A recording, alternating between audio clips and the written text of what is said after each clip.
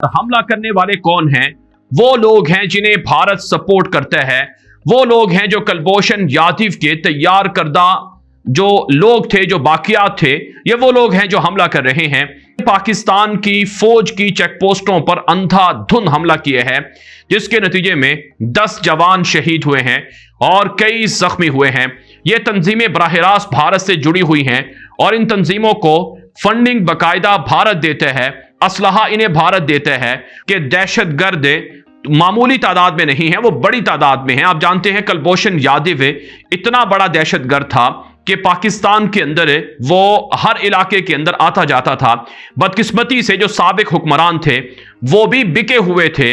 Iran के अंदर भारत के कौंसल खाने हैं जाहिदान में और दीगर जगहों पर, जो दहशतगर्दों को फंडिंग देते हैं, जो दहशतगर्दों के लिए इस्तेमाल होते हैं। यह वाकया कोई मामूली वाकया नहीं है। पाकिस्तान की फौज के जवान जो सरहदों की हिफाजत के लिए खड़े होते हैं, उन पर यह हमला हुआ है, जिसे पाकिस्तान किसी भी सूरत मुआफ नहीं कर सकता है और किसी भी सूरत पाकिस्तान इस पर खामोश नहीं रह सकता है।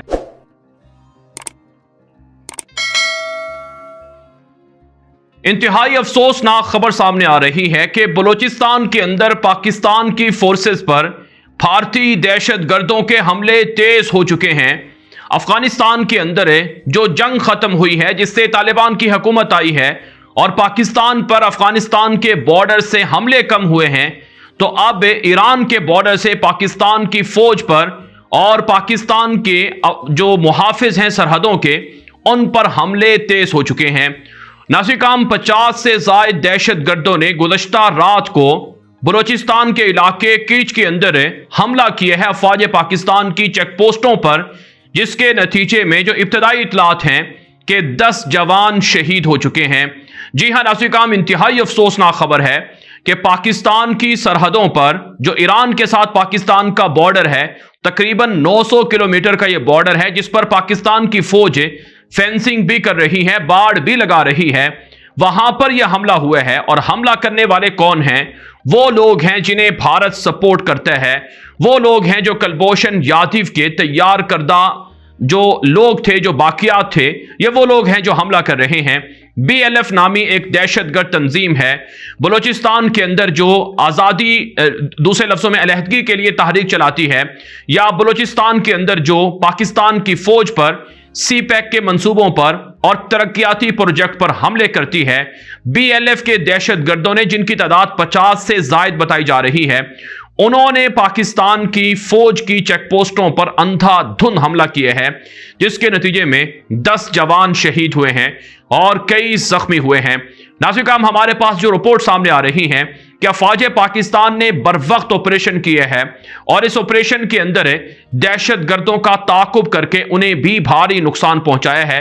कई दहशतगर्द मारे गए हैं। इस ऑपरेशन के अंदर पाकिस्तान फौज के जंगी जहाज भी इस्तेमाल हुए हैं और पाकिस्तान की फौज ने पहाड़ों में छुपने वाले इन दहशतगर्दों का ताक़ुब भी किया है।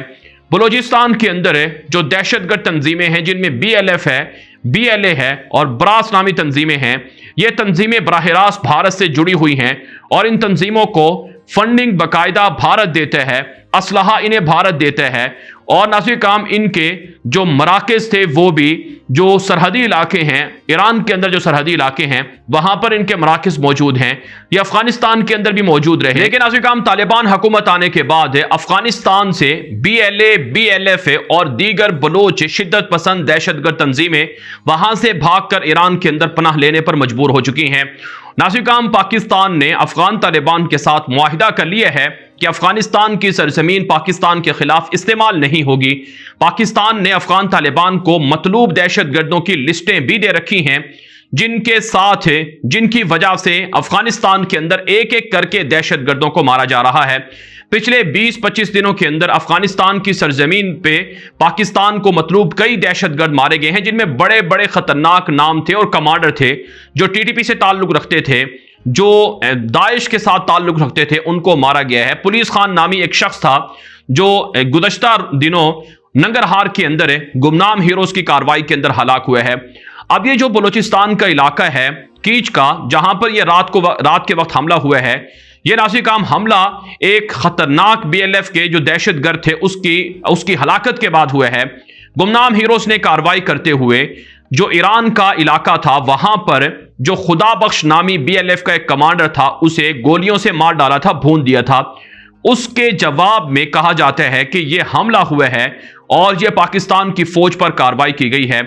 لیکن ناظرین، افواج پاکستان سالانہ پاکستان کی سرحدوں کی حفاظت کے لیے قربانیاں دے رہی ہے اور ان قربانیوں کے نتائج پاکستان کی عوام کو مل بھی رہے ہیں۔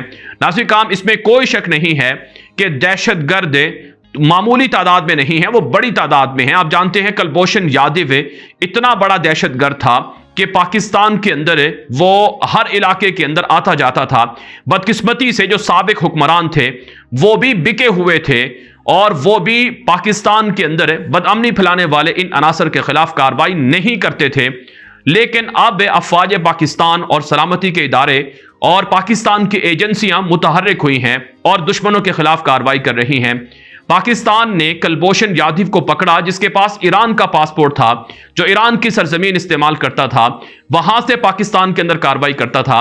پاکستان کے وزیر خارجہ شاہ محمود قریشی نے 2018 کے اندر ایک لیٹر بھی لکھا تھا ایرانی حکومت کو کہ وہ اپنی سرزمین سے دہشت گردوں کے ٹھکانے ختم کرے۔ ناظرین، بھارت کے جو قونصل خانے افغانستان کی سرزمین کے اندر دہشت گردی کے لیے استعمال ہوتے رہے، جہاں پر را کے دہشت گرد وہ دہشت گردوں کو تربیت دے کر پاکستان کی فوج پر اور پاکستان کے اداروں پر اور عوام پر حملہ کرواتے رہے، طالبان حکومت آنے کے بعد اب وہاں سے بھارتی دہشت گردی کے اڈے ختم ہو گئے ہیں، مراکز ختم ہو گئے ہیں۔ لیکن اب بھارت نے سارا توجہ، ساری فوکس وہ ایران کی طرف کر لی ہے۔